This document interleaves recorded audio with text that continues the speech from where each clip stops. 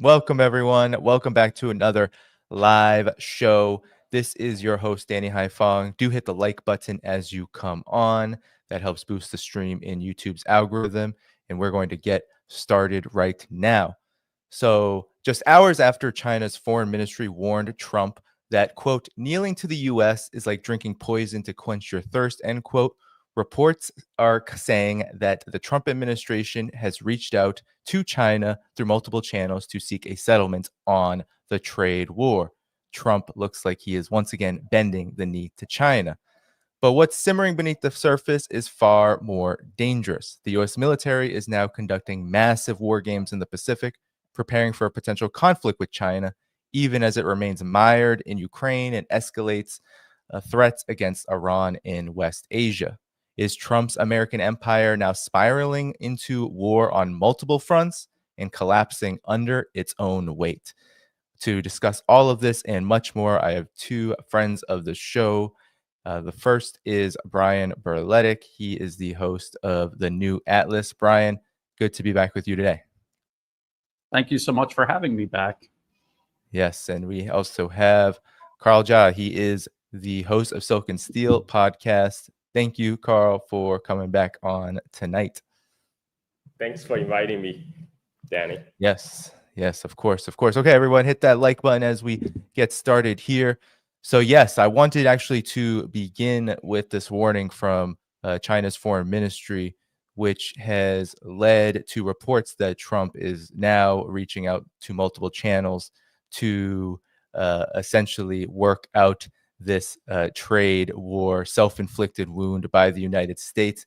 I'm going to play part of this for you here. Let us listen to it now. Have you heard of the eye of the storm? It appears calm for a moment, but is actually a deadly trap. The calm before an even fiercer storm.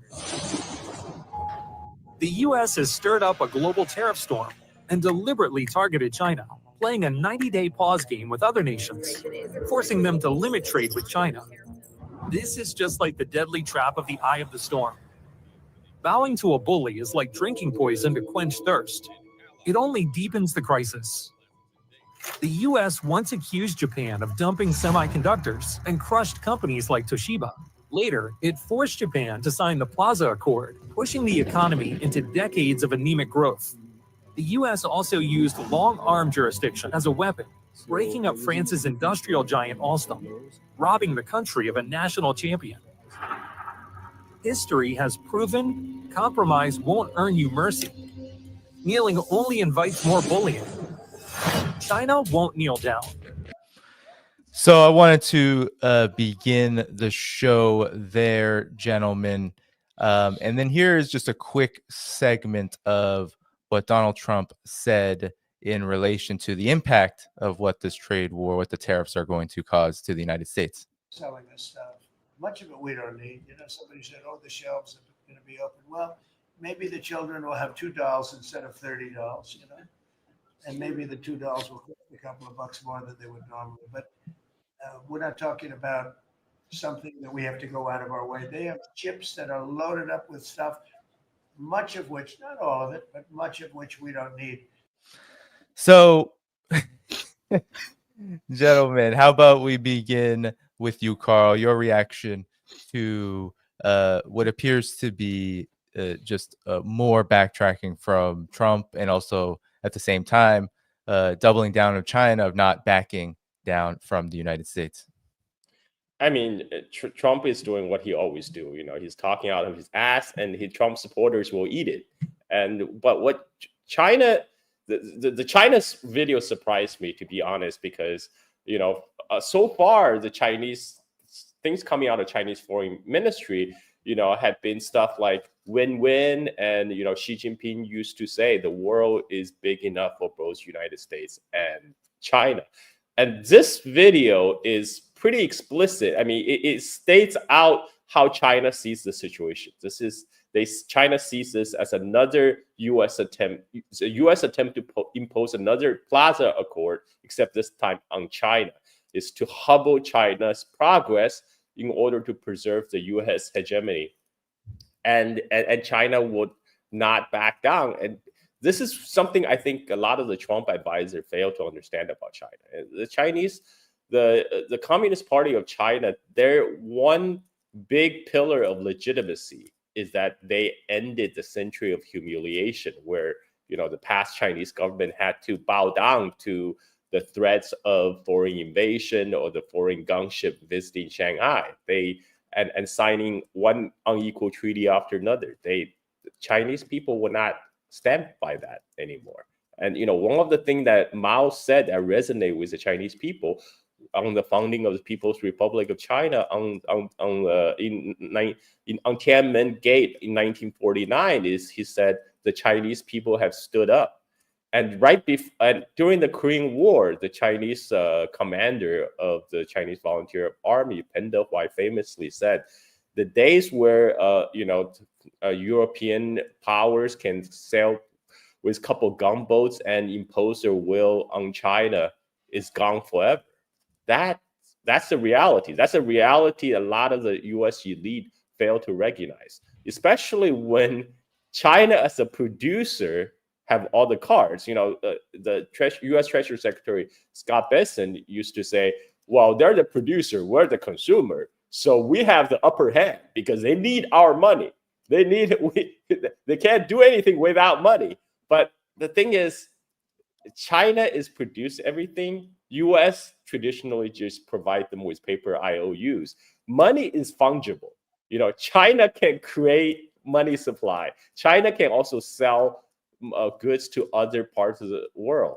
What United States is going to do when 80% of antibiotics come from China, when majority of the pharmaceutical ingredients are made in China? What is U.S. going to do? I mean, they talk about bringing manufacturing back to the United States. Let's assume that's true for a moment. It will take 4 to 5 years to open a new mine, to open a new factory. What are you going to do in the meantime, in that 4 to 5 years, when there's no supplies coming, or some of the most vital goods? I mean, Trump said we don't need that. Well, you kind of need antibiotics. You kind of need pharmaceutical ingredients to make your drugs. These are not fungible, and you're not going to find a quick replacement for that outside of China.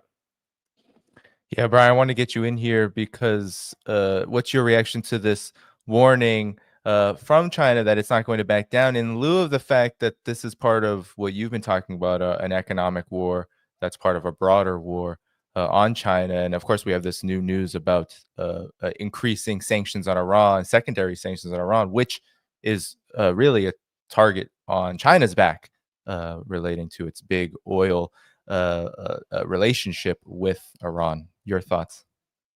Well, regarding the sanctions, the secondary sanctions on Iran, what is the United States going to do? Put 300%, 400%, 500% tariffs on China? They already went off the scale with tariffs, and it did not have the effect that they were looking for. And China completely ignored the United States and its demands. And I agree with Carl. China has usually been very, very quiet and patient with the United States. And now they're just openly saying we're not going to be bullied by the United States. That is what the U.S. is doing, and we're not going to accept it. And so that is a big change in the narrative coming out of China. It isn't as if China didn't know that that's what the U.S. was doing all of these years. Of course, they understood that. They have been patient. They have tried to be diplomatic. They've given the United States every imaginable off-ramp from this course of action. The U.S. is obviously determined to pursue conflict over cooperation. Now, I want to talk about the tariffs and this trade war and this notion that the U.S. is doing it to reindustrialize the United States. I'm looking at Project 2025 right now, the chapter written by Peter Navarro, who is now brought into the Trump administration to oversee this policy. And this was written back in 2023. And the first sentence in this chapter on trade and tariffs, the first thought is the United States of America is the world's dominant superpower, and remains the world's arsenal of democracy. And then the rest of all of this is talking about how to maintain American domination over the planet, which as a premise in and of itself is completely irrational. The US makes up 4 to 4.5% of the global population. So why do they presume dominion over the other 96% of the planet? It just doesn't make any sense from an American politician or a Wall Street investor or shareholder. In their mind, they believe, and you see this all throughout the policy papers spanning decades, this concept that the United States is just inherently superior. Doesn't matter how many advantages China might have on paper. America is inherently superior. One American is worth 100,000 Chinese people, and no matter what they do, America can do better. This myth, this falsehood is unraveling, and they're not handling it well. So they've become desperate and they have become dangerous, and this is the fallout. Yeah. Early reports are, Carl, that the U.S. economy has actually shrunk 0.3% in the first quarter, while China's rose 5.4%. Of course, many say that this is before the tariffs, but this isn't a good omen, is it, for the United States? And talk about how this might be causing the United States, even under Donald Trump's so-called peace through strength, to become even more belligerent, it seems like, and even more bellicose as it is navigating this storm it's caused for itself. If you read online commentary, a lot of these Trump supporters are saying, oh, China is going to hurt more. China's economy is going to hurt more. Look, okay. China, on every iPhone, China makes about $60, right? And the iPhone 16 sells for what, like $12,000 in the United States?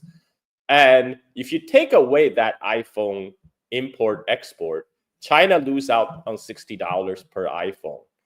That $12,000 is counted towards the U.S. GDP, by the way. You're taking out, who is hurting more? I mean, we all know Apple gets the bulk of the iPhone profit. And the thing is, China has been prepared since the first Trump term, 2018, when Trump started to slap sanctions against China, to de-risk and decouple from the United States. This is why ASEAN countries, the Southeast Asian nations, are now China's top trading partner. ASEAN has replaced the United States as China's top trading partners for a few years now. This is why, rather than picking up the call, Xi Jinping has been traveling throughout Southeast Asia, and he got red carpet rolled out for him in Vietnam, in Malaysia, and even the government of Singapore, which is traditionally very friendly to the United States, have criticized the Trump tariff. The thing is right now, China is ready. China is ready for this, and China is prepared to take some pain. We're talking about, right currently, China's 19% of China's GDP is geared toward export. Out of that 19%, about 15% is export to the United States. So if you do the math, that's about 3% of China's economy that's directly tied to export to the United States. So there's going to be a hit to the Chinese economy, no doubt, but is it existential? Hardly. Most of the Chinese people won't even feel it because they will be engaged in part of the economy that has nothing to do with export to the United States. And the question then becomes, is the U.S. preparing for cutting off all trade with China? I posted a tweet this morning. I said, do the American gamers realize that over 90% of the game consoles are made in China, and what that means? Trump's still talking like China is only making toys and shoes. What U.S. is going to do when China cut off the rare earth supply? China controls about over 90% of the rare earth production. And people are saying, oh, yeah, rare earth is not rare. We can open a new mine. Yeah, well, that's great. It takes 4 to 5 years to open a new mine. And guess what? The only big mine in the United States currently they depend on Chinese equipments. And what China control is the whole supply chain, the refining of the rare earth, to make rare earth into magnets. And that everything from Chinese equipments to Chinese technology, United States, in order to rebuild, if they want to bring rare earth mining or rare earth refining in United States, they will have to import Chinese equipments. People are, the problem is United States has hollowed out its manufacturing for last 40 years. That the elite in US, they no longer know anything about nuts and bolts of manufacturing. They know nothing about the supply chain. And so they assume, because everything is financialized in United States, they assume, okay, because we control the money supply, we control everything. That's not how it works. And this is why, Scott, well, there's also talks that Scott Bison was actually, trying to use this market manipulation to play so-called 4D chess, where what he really trying to do is intentionally crater the U.S. stock market. So all the money from the U.S. stock market will then flow to the so-called safe haven asset, which is the U.S. dollar and U.S. Treasury bonds. And in doing so, that will push the interest rate lower because we know United States is due to borrow more money to pay off its old debts. The current U.S. national debt is about $37 trillion now. And about $9 trillion of U.S. Treasury is coming to maturity. So the U.S. have to pay, but U.S. don't have the money. So the U.S. government need to borrow more money on the bond market to pay off the old debt. So the genius of Scott Bison's plan, supposedly, is if they push the bond yield down, by pushing the short interest rate down, when United States government to go borrow more money to pay the old debts, U.S. will have to pay much less on the interest. But this is such a dumbass plan, and it backfires spectacularly because the bond market is broken. There was a panic selling in the bond market after the stock market has fallen, and the interest rate spiked, and then Trump immediately backed off. So, there's a talk. I remember there was a conversation about, what are we? What is America? Is it a country or an economy? Well, it turns out it's neither. It's a short-term interest rate. When the short-term interest rate spiked, Trump backed off. He caved. And the problem is Trump advisors like Scott Bison, who, by the way, works on the Wall Street, works for George Soros. He is exactly the type of people that have been hollowing out U.S. manufacturing for the last 40 years and offshore to other countries. He right now is literally running the country like he would run for a hedge fund. He's taking a huge gamble on the life of 336 million Americans, and that will impact many more life abroad. So that's where we are, folks. Yeah, Brian, I want to get you in here to actually react to this. I know you scour mainstream media when we are talking about the march to war with China or anywhere else that the U.S. hegemon is planning. And here's actually a really interesting report that we can listen to that actually kind of blows apart this whole economic war on China. Here is what CBS News' report had to tell us. In the trade war with China, CBS News got a look behind enemy lines. But keep in mind, our Anna Corin was shown what the Chinese communists want her and you to see. It's not every day you're offered a ride in a flying driverless taxi. Seatbelt. But that's exactly what happened in the city of Hefei, central China. I rose more than 130 feet into the air on a flight lasting just a few minutes.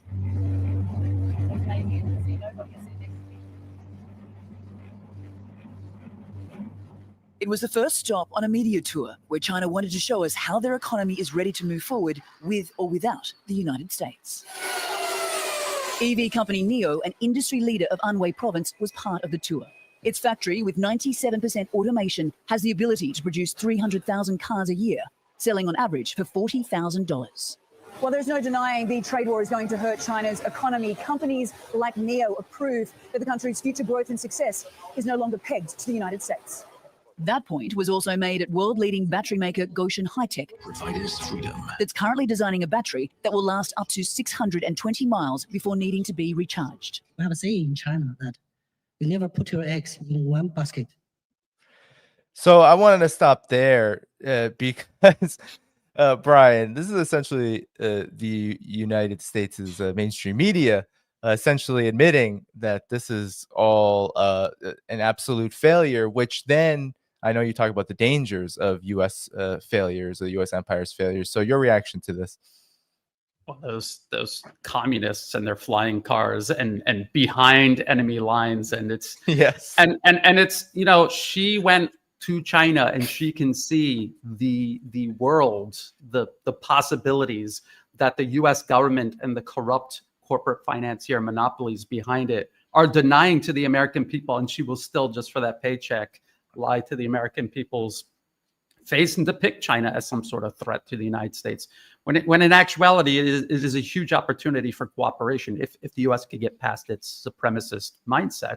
Now, Carl was just talking about how it takes years to build and get factories running, which is true, but it's not just individual factories that gives China an advantage. They have an entire ecosystem. There are synergies in between different factories, suppliers, supply chains, research and development, the education system, and infrastructure. That took decades to build. The United States isn't going to be able to do this, not in a few years, not in a decade or two. It will take decades to do this if they were serious about doing it in the first place, which they aren't. What they want to do is maintain their lazy, deeply entrenched, uncompetitive monopolies. And they're not going to do that by raising themselves up to the same level as China. They're going to do it by trying to knock China down to their level or lower. This has been their strategy and empire's strategy all throughout history, is just keep your enemies divided and destitute, and allowing yourself as a minority to rule over the majority. And so this is what the United States is actually doing. The tariffs it was never about reindustrializing the U.S. It's an attempt to try to isolate the Chinese economy, just as they tried and failed to isolate the Russian economy. It is exactly the Biden administration's policy vis-a-vis Russia. That is what the Trump administration is not only continuing regarding Russia, but now implementing versus China, which, by the way, is being built on top of policy passed over the last 4 years of the Biden administration. It's continuity of agenda. This is how it is playing out, and this is why it's playing out.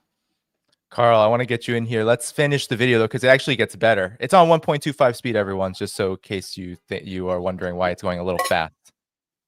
It's turned its focus to markets in Europe and Southeast Asia, giving this homegrown company and many others like it the edge and confidence to withstand the battle ahead. Anna Coren joined us now from Shenzhen, China. So, Anna, why do you think they showed all of this to you? Maurice, this is very much about resolve and resilience. You know, senior officials told us on this trip they know there is a long struggle ahead, but they are prepared. And then all this talk out of the United States last week about de-escalation, and President Trump claiming that President Xi called him, China has thrown cold water on that. Officials here saying there has been no phone call, no discussion, no negotiations on tariffs. So Anna was pretty fair. Carl, your reaction? Well, China actually was very clear on what its position is. The Commerce Ministry of China said there will be no negotiations until the removal of the unilateral tariffs. I mean, that was China's condition. And so far, Trump has done nothing, but they expect China to make a move. This is just an ego game for the Trump team at this point. But this is gonna risk. It's a gambit that places 336 million Americans' life at jeopardy. I mean, right now there's a 36% reduction of the container shipping tonnage coming from China to United States in the first week of May. This is only going to get worse, because what happened is the real pain of the supply chain disruption hasn't even hit the American consumers yet. Right now, if you place an order on Amazon, you are ordering from goods that they store in a warehouse. You know, the goods they got there before the tariff went into effect, because all these big companies, Amazon, Walmart, they have all done front loading in order to get ahead of the tariff. So people in United States today, they can still get their goods maybe at inflated price, but you are still accessing goods that arrived before the tariff went into effect. And there is also a 30 days time delay, right? For that takes the Trans-Pacific, takes a container ship to cross the Pacific Ocean from the ports of China to Port of Los Angeles and Long Beach. So that effect won't be felt until the first week of May, which we're coming to it. And then on the East Coast, because it takes a little bit longer, they won't feel the effect until maybe the second or third week of May. And so the U.S. consumer hasn't felt the pain yet, but they will assume if the tariff war continues, which I expect it will. And the tariff, even if Trump says, okay, well, let's call this thing off, it's a bad idea, there's the disruption to the supply chain is already here. If people can go to the shipping tracking software to check all the ships that's currently docked outside of Port of LA and Port of Long Beach, one of the busiest port in the United States. And traditionally, there will be a lot of empty containers going out from US to China to pick up goods and come back. And now none of these ships with empty containers are going out to China anymore. They're just hanging around Port of Los Angeles and Port of Long Beach. So even if the orders were to resume and the Chinese supplier says, okay, well, let bygone be bygone, we will continue to fulfill your order, we'll continue to produce, the disruption already happened, because it's going to take another 30 days for the ship to cross the Pacific. And we're going to look at a very bad summer, May, June, and this is going to rival something we haven't seen since the pandemic, the disruption to the supply chain during the pandemic. And this is all self-inflicted, of course. And, it's already I think it's already too late to kind of reverse the decline in the economic activity in the United States. You mentioned there's a contraction. That's only going to get worse when the numbers come in when we progress deeper into the summer. Yeah. Well, gentlemen, let's move on to the military front, because even though the Trump administration has been very busy pushing this economic war down the throats of the entire world, but in particular targeting China, the United States, that's not really being talked about right now, is engaged in massive military exercises in and around the Philippines and the Asia Pacific. Here is a report from Newsweek. Map shows reach of U.S. missiles on China's doorstep. The U.S. military has deployed high-precision anti-ship missile launcher to a far north Philippine province near Taiwan as part of the two allies' largest annual series of military drills, the Berletic exercises. And China's foreign ministry has lodged serious representations with Manila's ambassador to the country. And I'm just going to show the map here. Sorry, it zoomed in for some reason. Let's zoom out. And there you see where everything is located, where these missiles are stationed. And of course, there's Taiwan and then the mainland above that. Brian, talk about these exercises. Talk about the significance of this, given that this is kind of being done under our noses as the United States is also mired in continuing conflict in Ukraine and escalating conflict with Iran. Well, I've been covering this for years and years, and the United States has had this singular obsession with building up its military in the Asia Pacific region, specifically not to protect freedom of navigation and maritime shipping through the South China Sea, but specifically to threaten it and, if given the opportunity, interdict it.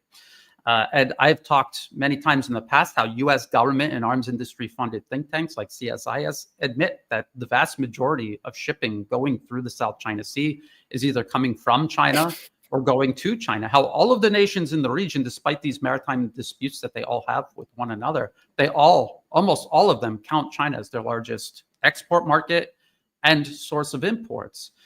The Philippines, for example, is being transformed into a Southeast Asian Ukraine. The U.S. has politically captured the government. It has exercised influence over its military for decades. People might not know this, but it was literally a U.S. colony, and it only gained its independence after World War II, but only provisionally. It's always been subjected to U.S. influence, and it's being transformed into a battering ram to use against China, despite China being the largest export partner for the Philippines and the largest source of imports. Before this most recent political administration came to power, Marcos Jr., backed by the US, China was actually building badly needed modern infrastructure across the Philippines rail projects that would have charged the economy. And as soon as Marcos Jr. took office and the US regained its grip over the Philippines, those projects were not just canceled, but they literally began tearing down the construction that had already taken place. And they rediverted public money to building missile bases to point missiles at the Philippines' largest trade partner. And we're not talking about the U.S. came in and offered the Philippines a better deal. The U.S. is offering the Philippines nothing except the prospect of becoming the next Ukraine, being destroyed almost brick by brick in a proxy war with China. And so what we're looking at is the U.S. setting up a potential conflict in Asia Pacific that would allow them to justify even more drastic measures against China, like a global maritime blockade, forcing nations to cut its ties with China. We kind of already see this taking shape with the threat of secondary sanctions. So it's all connected, and it is looking very bleak. Carl, what exactly is the purpose of what this leader in the Marines said was a defense coastal strategy? What are they defending from exactly? What is this all about? Well, of course, just not really talking about, the PLA soldiers storming the beach of the Philippines. That's never in the cards. But she gave away the game. She said the purpose to bring the U.S. military equipment to the Philippines. That's a real game. This is how U.S. were able to bring Typhoon missiles last year. During their another joint drill with the Philippine military last year. That was the occasion that brought U.S. Typhoon missiles to station in the Philippines. At that time, U.S. says, "Oh, it was just for the military exercise. We'll take them away after the exercise is over." Well, guess what? Those missiles are still in the Philippines, and the Filipino government now are saying, "Oh, we're thinking about purchasing them from the United States." Right? So those missiles are to stay, and we all know from what's happening in the Ukraine war, all those U.S. missiles operating in the Ukraine war, they're not being operated by Ukrainian personnel. They're guided by satellite intelligence offered by U.S. intelligence, and they're operated by U.S. military personnel on the ground. So you have these Typhoon missiles stationed in the Philippines, targeting much of southern China, being operated by U.S. military personnel, and the Philippine government gets the privilege of paying for it. And that's how the U.S. have been playing the game all throughout the world. This is also the same with the AUKUS deal. For AUKUS deal, Australian gets to pay shit tons of money for a U.S. submarine that won't be delivered until like 2040s. In the meantime, Australia had to build a nuclear submarine capable port, which would allow U.S. Submarines to dock. And, of course, all the costs being borne by Australian taxpayers. So this is the U.S. plan all along to make their allies, aka vassals, to pay for the U.S. military presence all throughout the world. And U.S. already gained access to the 9 Filipino bases. But regarding to U.S. militarizing Philippines, making Philippines a linchpin to contain China and to make South China Sea a flashpoint. I made a tweet about this a couple of weeks ago that triggered a lot of people. I said, U.S. has neither the balls nor the means to fight China at this moment. I mean, and U.S. military actually knows this. They have published the fact that China has 200 times, more than 200 times the shipbuilding capability of United States, because U.S. only have 3 shipyards right now that's producing for the U.S. Navy, and again, this goes to show that.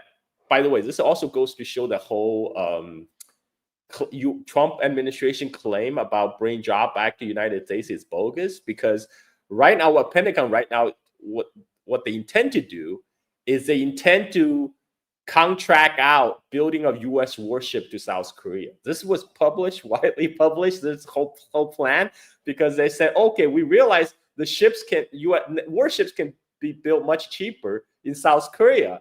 And this is an administration that tells you that they want to bring jobs to the United States when the military-industrial complex has all but already giving up on even manufacturing weapon system at home. By the way, there's a U.S. law that forbids building of warships in foreign countries. And they're talking about changing the law that will allow U.S. to have its warship being built and repaired in South Korea and Japan. This is not bringing jobs back to the United States, folks. And talk about bring jobs back to the United States. You see what happened with Apple.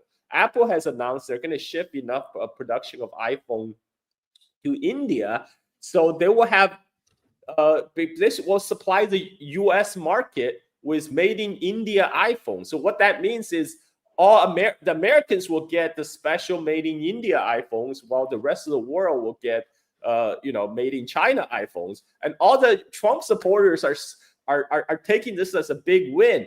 How is this bringing jobs back to the United States? They're just shifting the production from China to India, and also that process is even not going smoothly, because India has a lot of problem onboarding.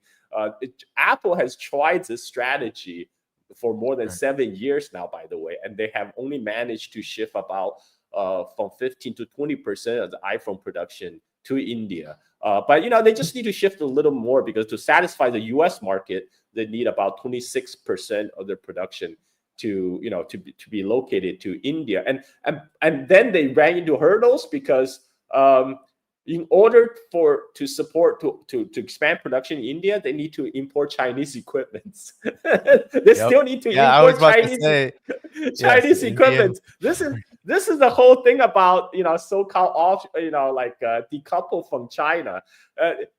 Any countries that want to start production, start industrializing, start manufacturing sector, they will need to source imports of Chinese components and Chinese machine tools. And there's no decoupling from China for the rest of the world, folks. And this is why Apple is not even talking about bringing the iPhone production to the United States. They're just going straight to India and ship all that extra premium that all the costs associated extra shipping distance and taking components from China to India and then to United States. You know what? That's going to be eaten up by the U.S. consumers. And China is not going to eat that. Trump said China will eat the tariff. Are you kidding me? Who would eat $149 on a $100 sale, right? I mean, like, if you're making only $100, you're not going to eat $149 of cost. I mean, that's crazy talk. So, but too bad. A lot of his followers are not very well educated, and they will believe that. And like I said, F around and find out. They will find out very, very soon. They'll find out in this month, what supply chain disruption means.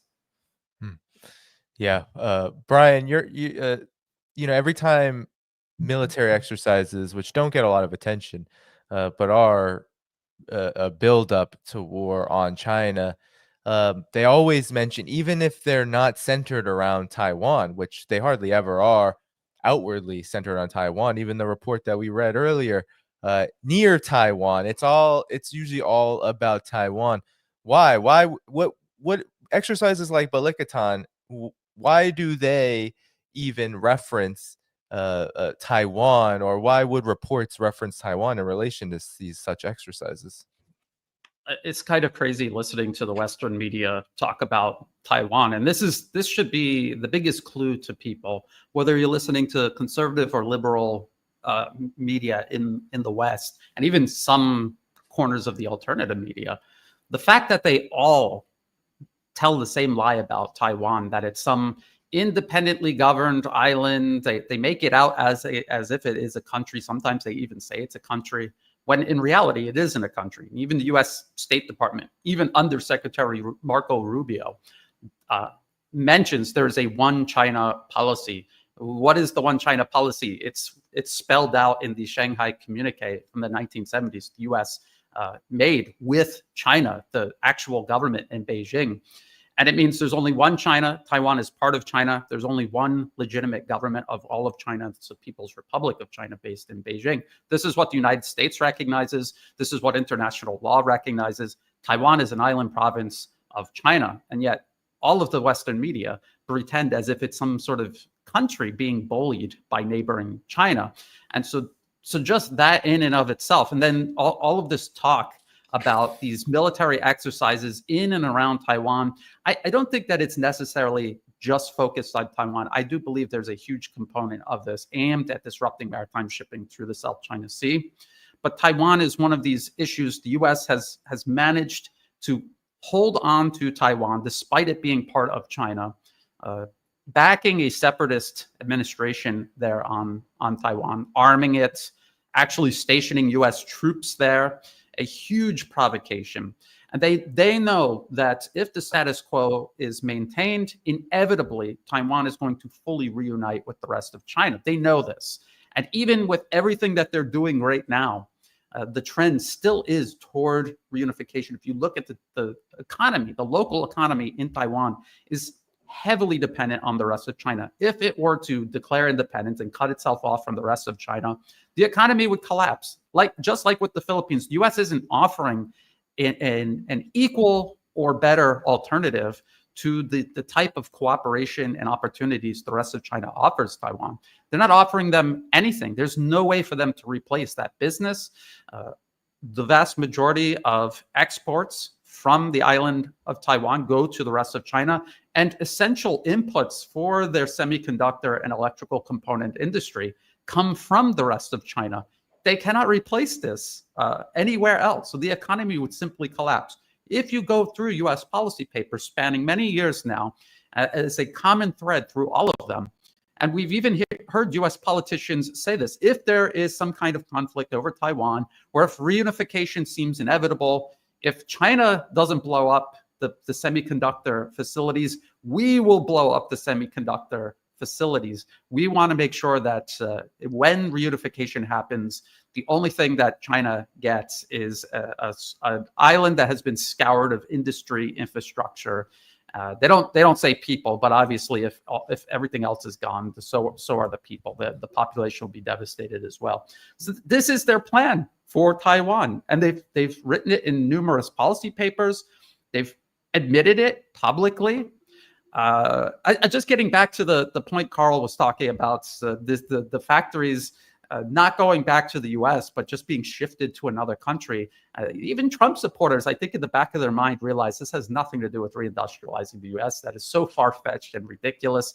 They know it's about China, but they don't want to just come out and say, we hate China, we don't accept a non-white nation surpassing us. It's unacceptable, and we'll do anything, and we will accept anything in pursuit of maintaining primacy over China. I just want to talk about the TSMC, the semiconductor manufacturer based on Taiwan. They had a factory built in Arizona. They're struggling to get it up to the same standards as the factories on Taiwan. And half of the workforce is actually from Taiwan. So this is not a boom for American jobs. They're just transplanting industry from other countries in the U.S., including the workers. And then everything is complicated by the fact that the U.S. does not have the human resources to supply workers to the factory, does not have compliant infrastructure. And so it doesn't even make sense as a business case to move these factors. They're just doing it because they fully plan to destroy Taiwan in any sort of future conflict. They want to move it to the US, even if it makes no sense in terms of business. This gives you a clearer picture of what they're really doing and why. Yeah, Carl, any follow-up? And by the way, TSMC is like the pillar of Taiwan economy. And what United States is trying to do is literally hollowing out, destroy Taiwan. Yeah, the crown jewel of Taiwan economy by forcing TSMC not only move their plans to United States, but they are trying to force a joint venture between TSMC and Intel, because Intel is failing. Intel is failing right now, and the Trump plan is to have TSMC transfer their technology to Intel. So, they talk about Chinese forced technological transfer all the time, but they're actually doing it. They're trying to force TSMC to share their trade secrets with Intel, so to give Intel a second injection of life.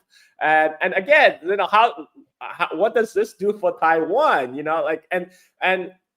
And speaking of the Philippines, even in the Philippines, you can buy a BYD Seagull, which, by the way, just won the awards for like the best city car in the world right now. And in the Philippines, you can buy a Chinese brand BYD Seagull electric car for $16,000 US dollars, which you cannot get in US, by the way, because this was like because of Biden tariff, not even before the Trump tariff. So when the Trump slapped auto tariffs against foreign imported car, it turns out the Chinese car makers are the least affected, and there is actually impacting the Japanese and the Germans. They're getting killed because U.S. is still the world's second largest car market. They're already getting squeezed in the Chinese market by the Chinese competitors. Are now they're going to hit with the tariff. This is why when United States pressured Japan to sign on with the anti-China economic bloc, the Japanese government said no. This is a big shock to me, because Japan, this is a U.S. militarily occupied country, and U.S. Japanese government have been famously for like the toady of Washington, and even the Japanese government had come out and said, no, we will not sign on any anti-China trade blocs because our relationship with Beijing is too important. If Japan can say no to the United States, that means no other country is going to sign on for this. This is remember what Scott Bessent, the Treasury Secretary, has said. He said, we lay a trap for China. We said countries, we tell people clearly, the countries that do not retaliate against the U.S. tariff will be rewarded. And this is why now they're all getting 90 days extension to negotiate the deal with us, while China will be punished. And now we're going to make all these countries to form we're going to force them away from Chinese supply chain. Well, that ain't happening, man. Like, even as shown by the case of Apple, Apple is shifting production to India. Even if you want to happen, you still need Chinese machine tools. There's no decoupling from China in the rest of the world in that sense.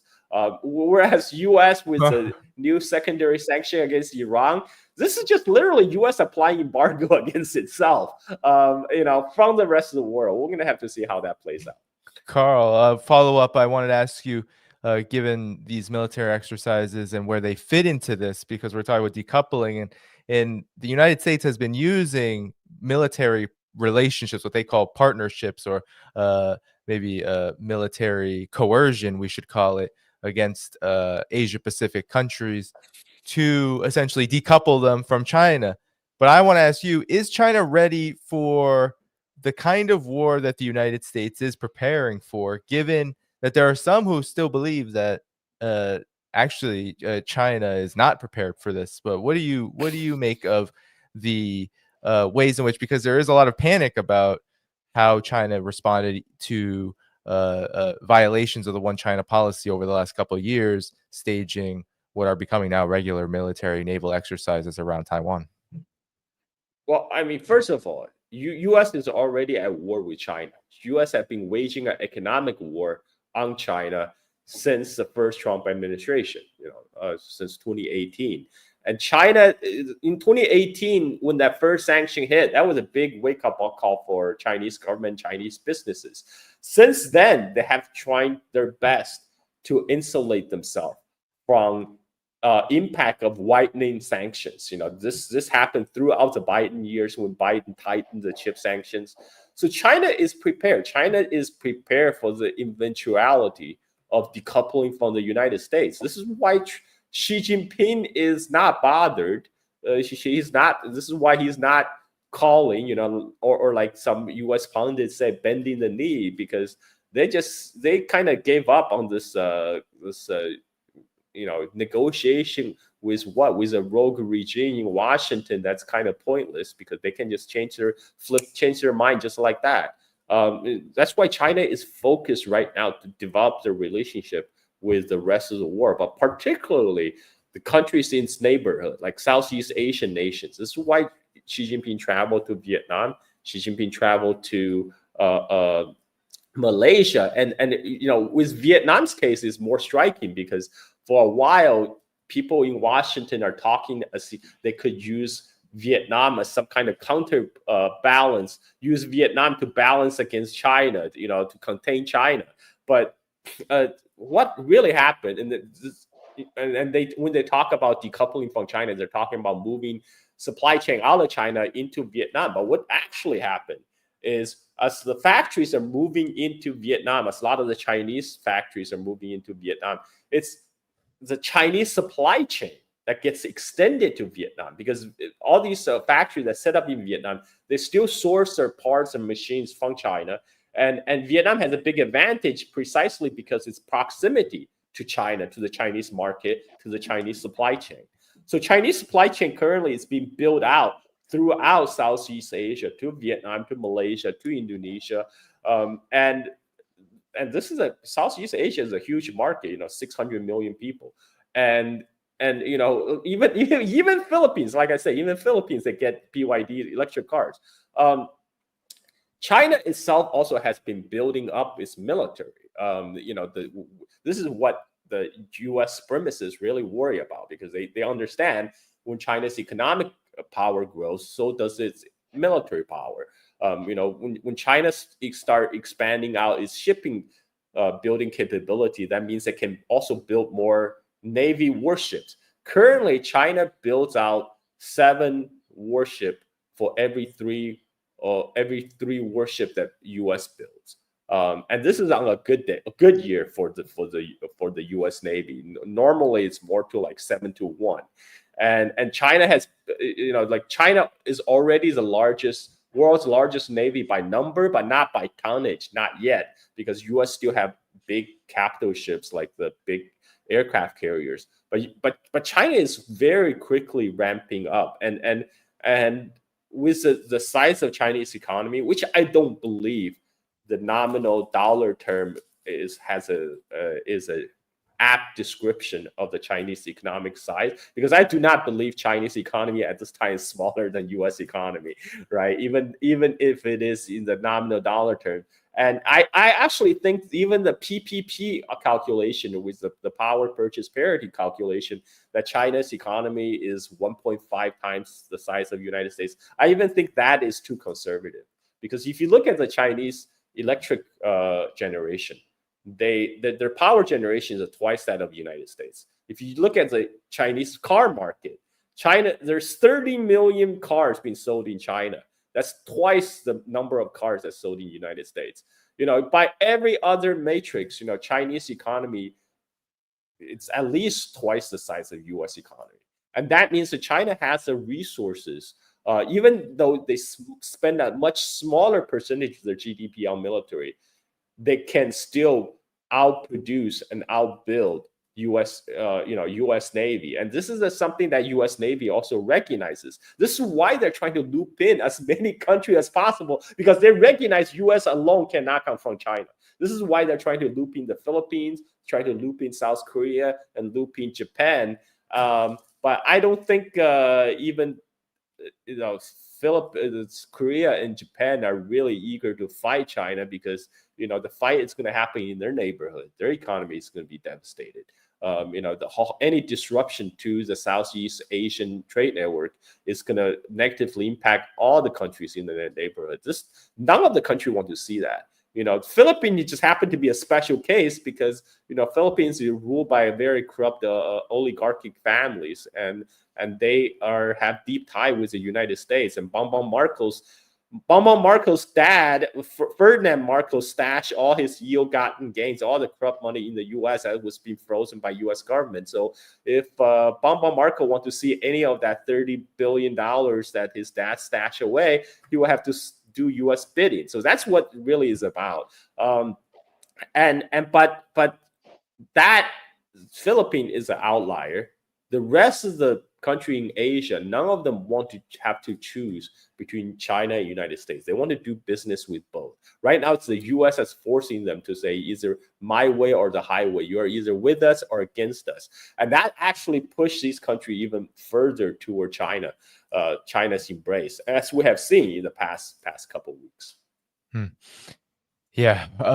Brian, I wanted to begin actually to pivot a bit to the broader situation, because as we have these military exercises going on in the Asia Pacific, and the United States seemingly is almost always conducting military exercises in the Asia Pacific nowadays. But I wanted to just pull up the many fronts that the United States is attempting to either threaten or wage actual war against this rising multipolar world. So let's start with Iran. So here's the announcement of this secondary sanctions on any country that trades and buys oil from Iran. All purchase of Iranian oil or petrochemical products must stop now. Any country or person who buys any amount of oil or petrochemicals from Iran will be subject to immediately secondary sanctions. They won't be allowed to do business in the United States of America.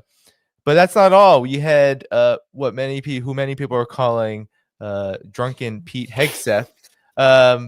He announced this on April 30th. He said, "Message to Iran: we see your lethal support," in all caps, to the Houthis. "We know exactly what you're doing. You know very well what the U.S. military is capable of, and you were warned. You will pay the consequence at the time and place of our choosing." Now, not unsurprisingly, the negotiations between the United States and Iran have been postponed.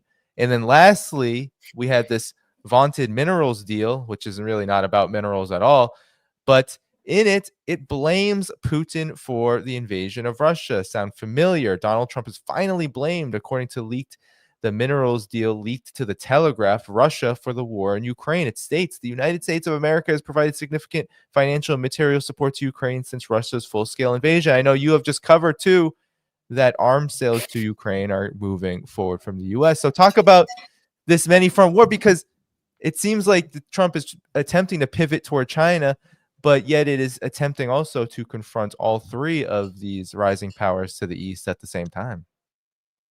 The U.S. is at war with the multipolar world. And if you want to simplify it even further, it's at war against peace and prosperity. It wants to dominate the planet. It does this through warfare and monopolies. And like I said before, keeping everybody else destitute. And so none of this surprises me. Who is surprised that President Donald Trump is going to just continue the U.S. war on Russia via Ukraine? Who's surprised? I told people that this was what was going to happen. This is literally what was written in Project 2025. The war was never meant to stop. There was no genuine attempt at peace. It was to get Europe to play a more active role while the U.S. pivots to China. But it was never the intention to ever stop the war in Ukraine. Freeze it at most, and that's it. And even before President Trump, the White House announced that they're prepared to sell Ukraine up to, I think it's $50 million or more in weapons. Just think about that, though. What money is Ukraine paying for these weapons with? The money that the U.S. and Europe are keeping the economy afloat with. So in essence, you're just still giving weapons to Ukraine, just like the Biden administration was doing. You're just changing the wording, superficially making it appear as if this is transactional, when in reality it is just continuity of agenda.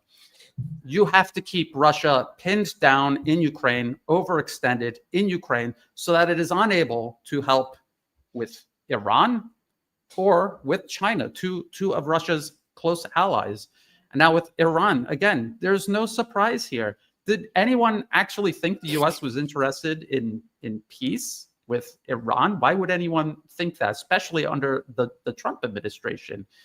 I mean, even with the theater of a two-party system, President Trump is the least believable candidate for any attempt at peace with Iran. And again, in the policy papers, pursuing diplomacy with Iran is meant to make it appear as if the US is being the reasonable one, and that it is Iran intent on conflict, intent on getting nuclear weapons for all of the wrong reasons, leaving the US with no choice but to resort to military might or more drastic measures against Iran.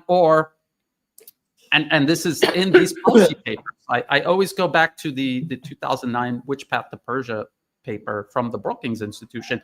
There's a whole chapter titled "Leave It to Bibi," allowing or encouraging an Israeli strike on Iran. So the U.S. wants to absolve itself from responsibility, have Israel carry out this strike, take all of the fallout for that, and the U.S. benefit from it. Exactly like how they're using Ukraine against Russia, or how they are trying to use the Philippines or the island province of Taiwan against China. And the funniest thing about U.S. Secretary of Defense Pete Hegseth's whining and complaining about Iran, he's only saying this because of America's inability to subdue Ansar Allah in Yemen.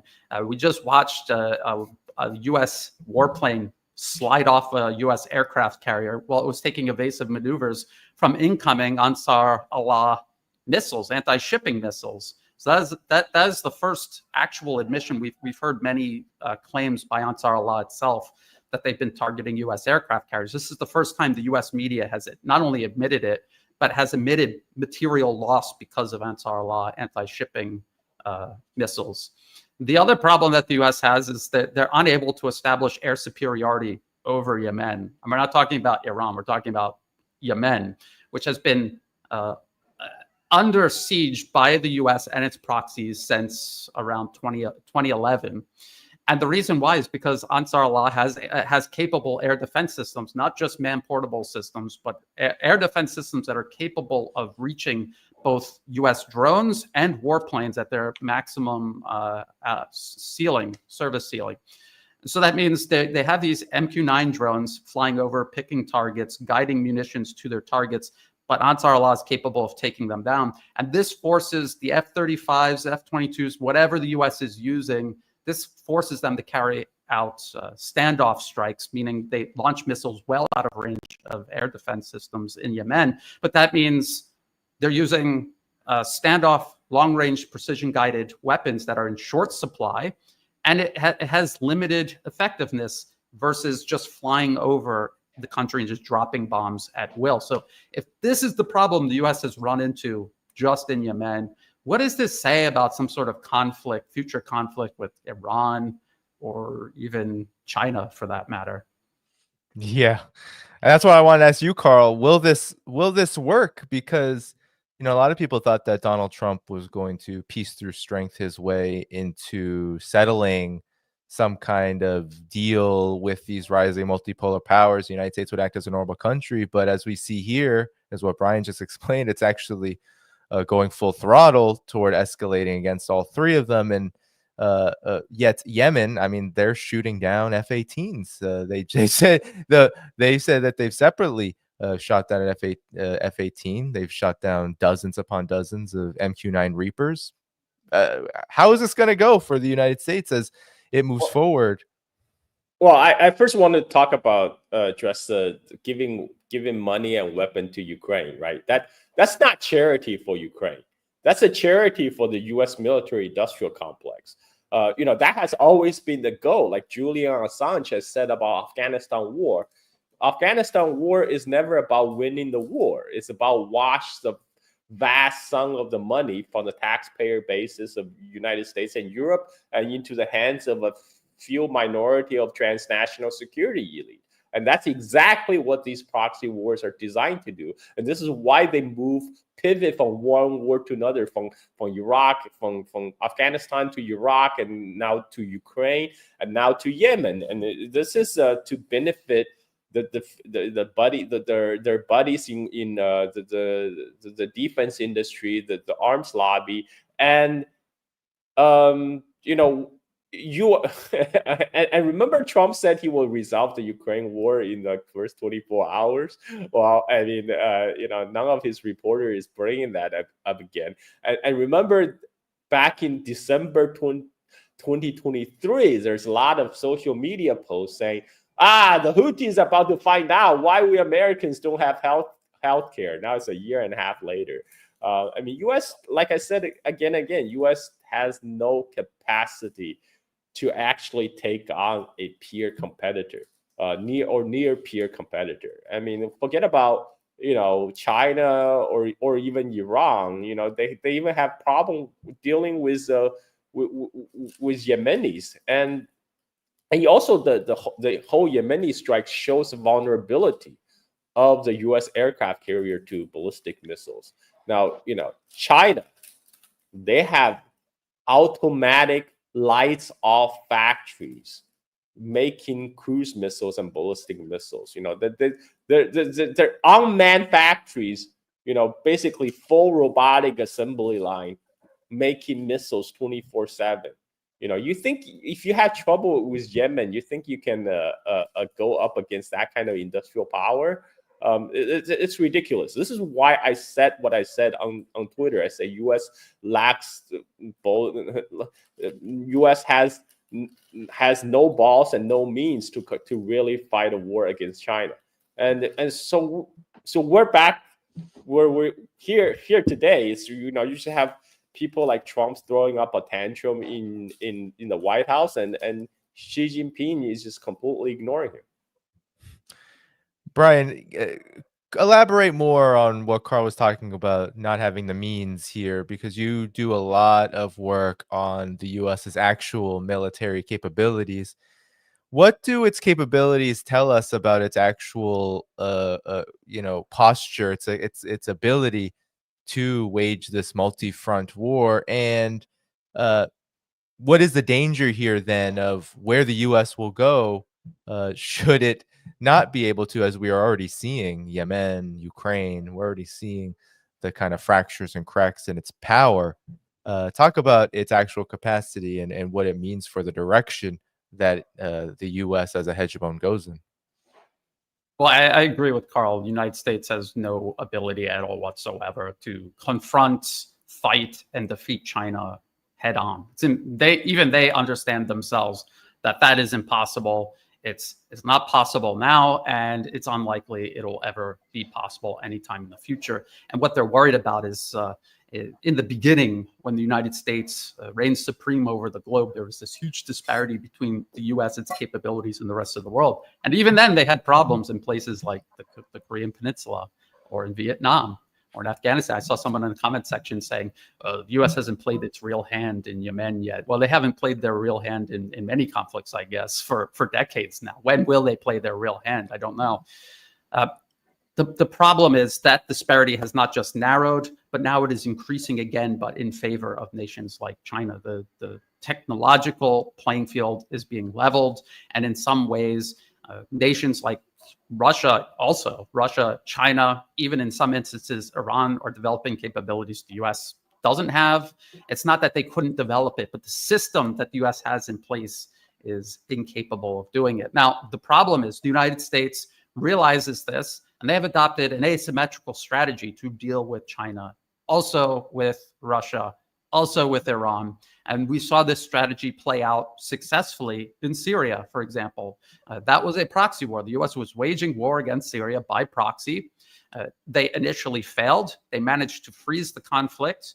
They continued hollowing out the Syrian government, economy, and military until last December. It finally all collapsed. And that was despite Russia and Iran offering assistance to Syria. There just wasn't anything left to prop up after a while. And this is what the U.S. is now attempting to replicate in Ukraine. They can't win the proxy war now. They're losing it, obviously. They want to freeze it until a time in the future where they believe factors may lean in their favor again. And now with China, Carl mentioned that the U.S. is waging a war against China already. And he said economically, I would go further in saying the U.S. is already killing Chinese citizens and destroying Chinese infrastructure, but again, by proxy. I've been following the news in Balochistan, southwest Pakistan, since 2011 about there. And the U.S. is backing arms militants there who have been consistently targeting the China-Pakistan Economic Corridor, part of the Belt and Road Initiative that runs from China down through Pakistan to Gwadar Port in Balochistan. These arms militants backed by the U.S. regularly kill Chinese engineers. So we're talking about a U.S. proxy war killing Chinese citizens. They also made an attempt to kill the Chinese ambassador to Pakistan. In Myanmar, here in Southeast Asia, Thailand's neighbor to the west, there is an ongoing, decade-spanning war against the central government. This is also backed by the U.S. These militants have also attacked Chinese infrastructure and investments. They have repeatedly tried to strike at these pipelines. These pipelines go from the coast of Myanmar to Kunming in southern China. And this is so that China can send hydrocarbons to China without having to go all the way through the South China Sea, the Malacca Strait, which are potential choke points in a U.S. maritime blockade against Chinese shipping. And this is what the United States is preparing to do, a global maritime blockade against China. This is why there's this obsession with Panama, with Greenland, with the Malacca Strait, the South China Sea. And the U.S. is involved in the Middle East, not because it wants the hydrocarbons there for itself, but so that it can disrupt its flow to places like the Chinese economy. And so they don't necessarily have to win a war against China to deal a devastating blow to China. They want to disrupt and destroy everything out of reach of the Chinese military, which is designed to protect China in China. Unlike the U.S. military, which is sprawled across the planet, they can use that to their advantage asymmetrically to cut the Chinese economy off by force with the U.S. military. It's an extreme measure, but this is what you can see them setting up. This is why they want a conflict in Taiwan or the Philippines, not because they're going to protect either one of these places. No, they want maximum carnage so that they can tell the world, see what China did, see how evil they are, just like Russia. We need to isolate them. And that will be what they use as a pretext to impose a maritime blockade worldwide. Yeah, and Carl, I guess given what Brian said, will it work? All of these maneuvers and means, this asymmetric warfare, the sanctions, and it's happening at such a wide level now. The United States is casting a huge net, attempting to stifle these powers. Will it work? Well, no, I think Brian is absolutely right. I mean, U.S. do have advantage in these fomenting color revolutions, regime change. That's why U.S. prefer to create failed states. This is where they can stir up trouble. But it's less effective in a highly functioning state, against a highly functioning state directly. For example, CIA just came out with a Mandarin recruiting video, targeting Chinese officials. And I just watched it. Someone used AI to translate, but it's English subtitles, so I posted for my Anglophone audience. He actually present this guy who live a pretty comfortable life. He has a nice car, nice apartment, he has a family, but yet he's talking about, I work so hard, but you only accrues to the wealth of a few. This cannot go on. I need to find more purpose in life. And then in the end, you have him to texting, signing up the CIA website to be an informant. So I'm looking at this video. I'm like, okay, it shows this Chinese guy living a pretty decent life with a nice car, nice family, nice apartment. And the problem he's describes the United States to a T. It's about like the 1% taking up everything from the 99%. What are they trying to do here? So I think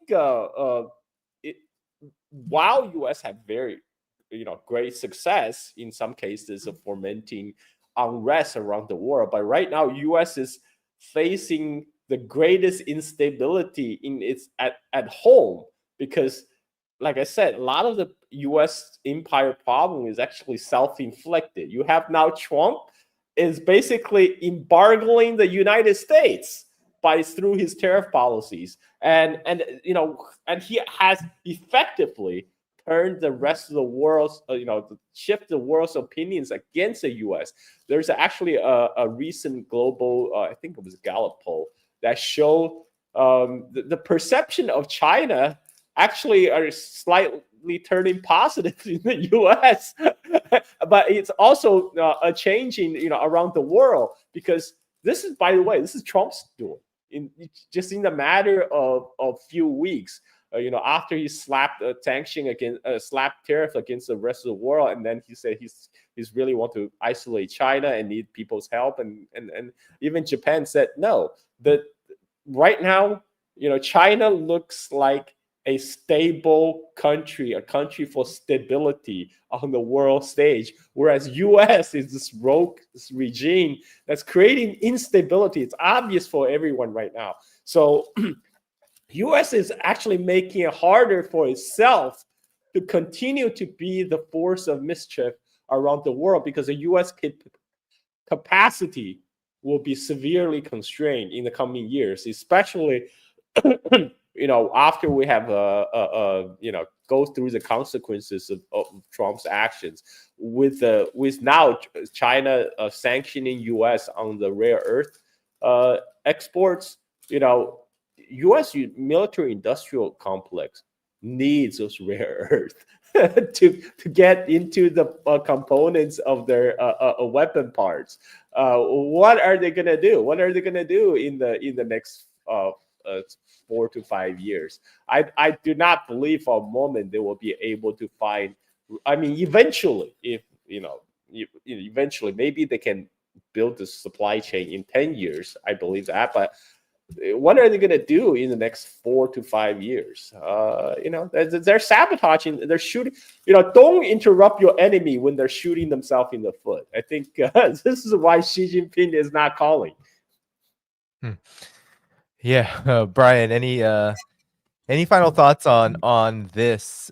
Because a big theme here too with these sanctions are this continued notion that if you can isolate China, if you can isolate Russia, if you can isolate Iran, then that somehow is going to lead to the collapse that will prevent the need to use this depleted military in a big way. That doesn't seem to be working out very well, though. So maybe you can close this segment on this. Talk about your thoughts about that.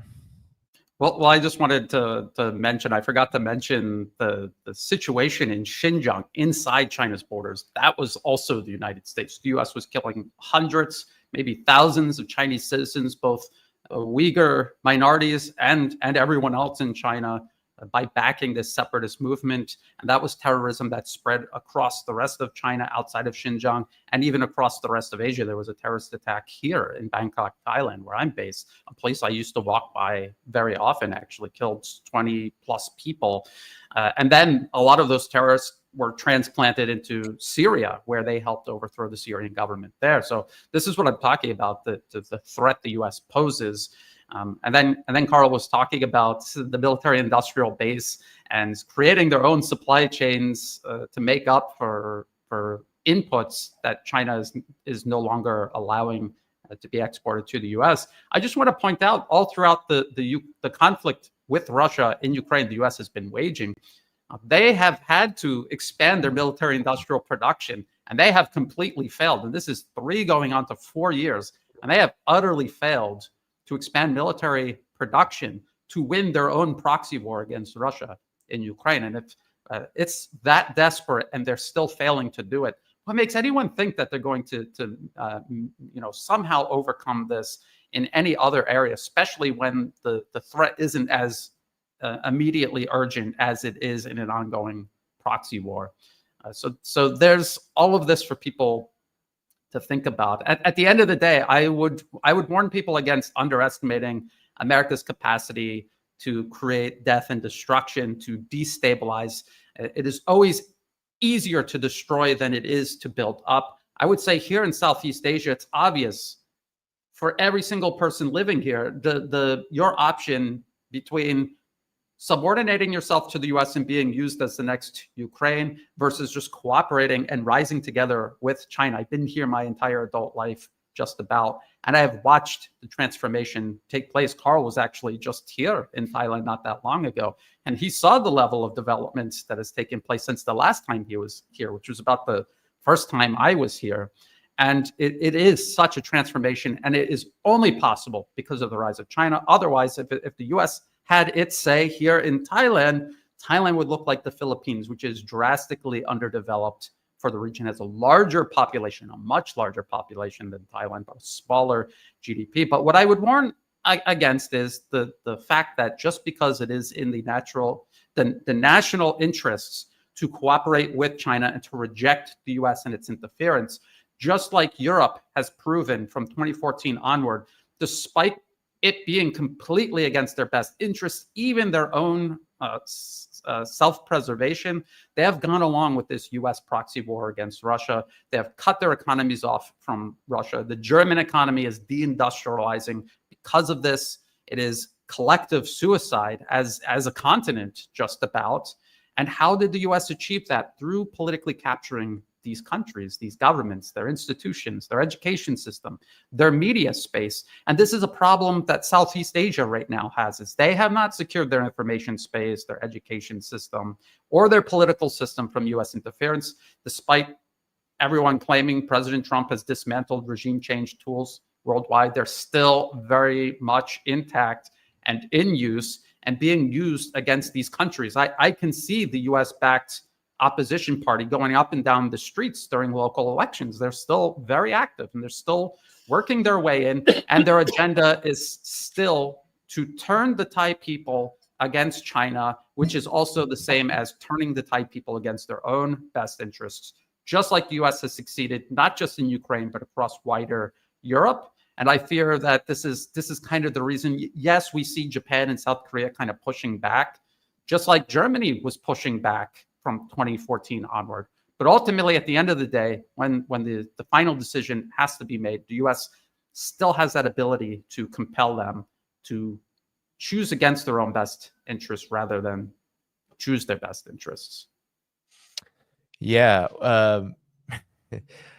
Carl, I wanted to cover one last thing, and it was exactly what you had referenced earlier, actually, which was this new recruitment effort by the CIA. So under the Trump administration, there was a deep hope that the deep state was on the outs.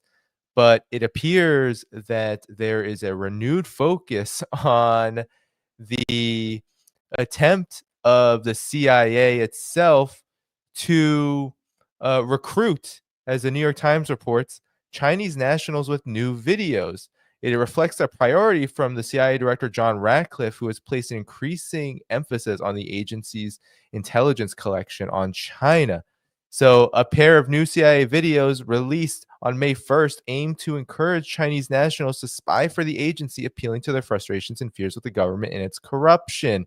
They're modeled on a series of videos the agency made in recent year asking Russians to spy for the United States, appeals CIA leaders said helped develop new sources.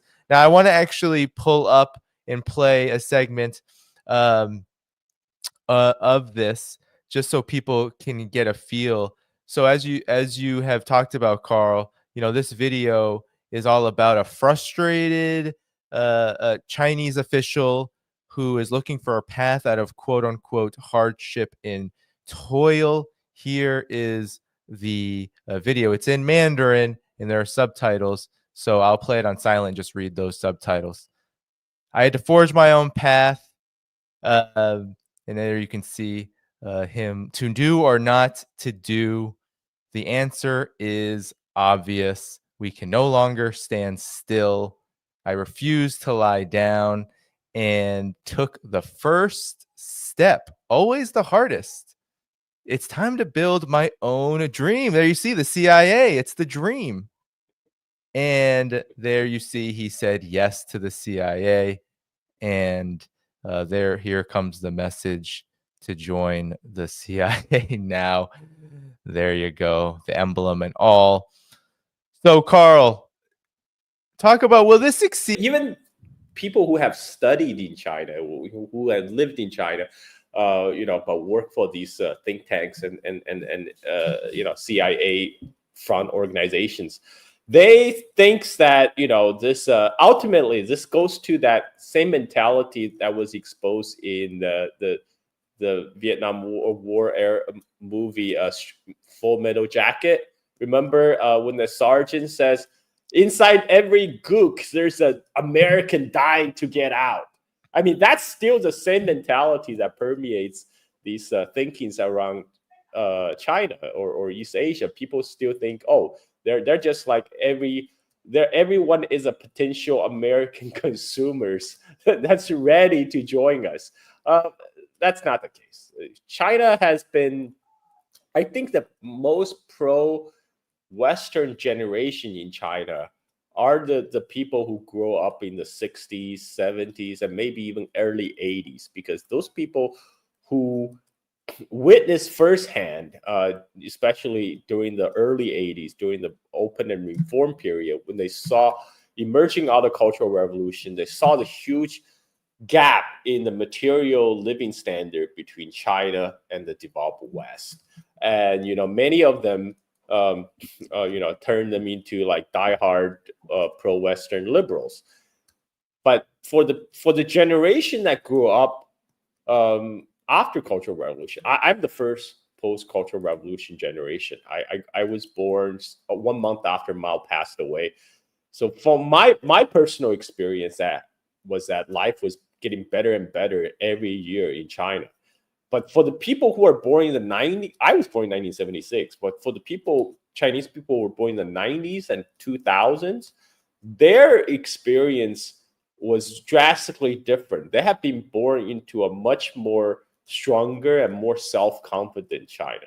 And their experience was that United States was this persistent hostile power that's trying to kneecap China's progress. So, if anything, the people who are born in the 90s and 2000s, they're way more nationalistic than I am. Okay, and if the CIA video is to work, and if they're manage to find some recruits somehow, the video somehow resonate with them, I must say they're probably racking up the dumbest people in China that's willing to work with CIA after watching that video. Also we know that China has been onto their tactics for a while. We have the articles from New York Times that says in 2012 China basically killed all the CIA networks in China. This is another informational asymmetry. Chinese people on average actually understood more about the West than vice versa. There's a lot more Chinese people can read and speak English and travel abroad than Americans who have been to China, have a passable Chinese language skills, can read and write. So this is why they're, like in the art of war, Sun Tzu said, know yourself and know your enemy. That will make sure you emerge victorious out of 100 battles. But the problem with the U.S. is that it barely knows itself. It barely knows its own strengths and weaknesses. And so, yeah, I'm not worried. I don't think Chinese government is worried about this kind of amateurish videos. Was William Burns, I believe, the CIA director, who called for a new mission center for both China and Iran, precisely because U.S. intelligence has had such a huge difficulty rebuilding their spy networks. But those mission centers aren't going to be located in China.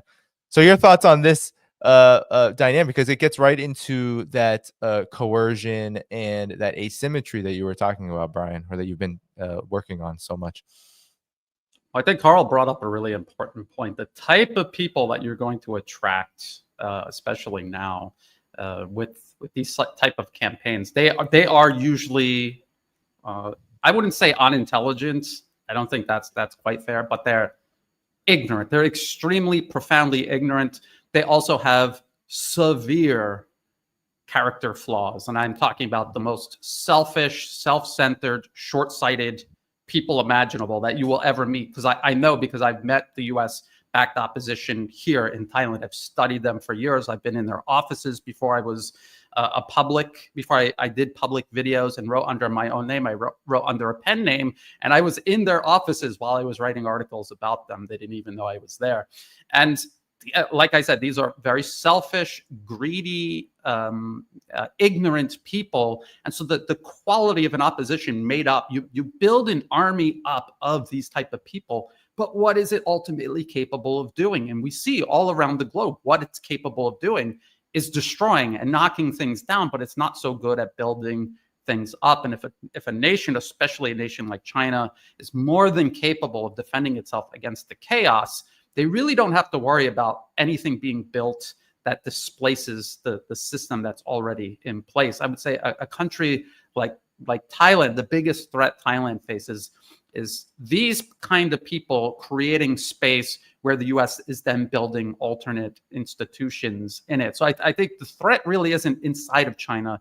It's along China's periphery. I've always advocated for an ASEAN-wide, or even just each individual nation here in Southeast Asia, working together with nations like Russia and China that have successfully secured their information space, their education system, and their political system, to work together to wall off these countries from this type of interference. It is against international law, as according to the UN Charter. Every single nation has a right to do it. The reason that they don't is usually because the US says, if you uproot our NED-funded opposition, we will crush you with sanctions. Your kids are studying overseas in the US. We'll take away their visas. Maybe we'll detain them. You will never travel to the West. All of your assets in the West will be taken. And unfortunately, a lot of people in these other countries, they still have this deep desire to be accepted by the West. And so this is a deterrent to actually standing up for their own nation's best interest, because they're still so obsessed with this idea of a West that no longer exists. I was watching the CIA, as Carl was talking, I was watching it on mute on his X feed, and this guy is standing at a window, and it's like a city 40 years in the future. If you live in America, and it's like 40 years in the future, there's literally flying cars, and he's like, oh, this is so terrible. You're like, you know what would really seal America's fate is if they forced any of these Chinese CIA agents to do something in the US, like do a retreat or something in the US, and to be like, what have I done? Yeah. Why did I sign up for this? Yeah. Send them to any U.S. city compared to. I would be a spy for China, but I'm scared that they'll send me to the U.S. to do my work. I mean, that's the trend. That's the trend. Yeah, I mean, it's just it does reek of desperation, though. And China was much weaker in 2010, Carl. Much weaker. It did not have the same economic capacity. It didn't have the same level of unity. I mean, Chinese people are much more unified even now than they were then around this question. And you know, Donald Trump has played a huge role in that in many respects. Talk about the difference then, because if China was kicking the CIA's behind in 2010, what makes them think that something is going to change now? The situation seems to have only gotten more stark. I don't think it's more like, you know, they have the budget, they have the money, so they got to spend it, right? This is how U.S. government works. They got to spend the budget, otherwise the money is gone. So it goes into fund projects like this, and I'm sure they will continue to infiltrate. I mean, like Brian says, you know, a lot of time, you know, those kind of video only works on very ignorant people, particularly the people who are ignorant of the true condition inside United States. A lot of time I raise about China, US, people are saying, oh, but why are these still Chinese people trying to sneak across the border, from Mexico, etc.